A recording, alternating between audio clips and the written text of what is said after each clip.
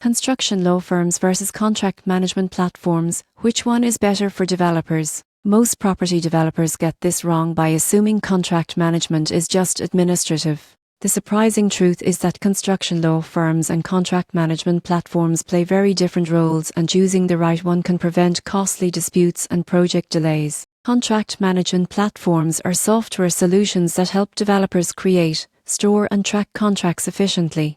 They automate reminders, version control, and approvals, making it easier to manage multiple projects. For example, a developer overseeing several residential builds can use a platform to track subcontractor agreements, ensuring deadlines and payments are documented. These platforms improve organization and reduce human error, but do not provide legal advice. Construction law firms, in contrast, offer legal expertise on contracts compliance and dispute resolution. They review agreements, negotiate terms with contractors, advise on regulatory requirements, and represent clients in legal disputes. For instance, if a construction contract contains ambiguous clauses that could lead to delays or financial loss, a law firm can modify the contract and provide enforceable protections. Their guidance helps mitigate risk and ensure projects proceed smoothly. So, which is better? For managing day-to-day contract administration, platforms save time and increase efficiency.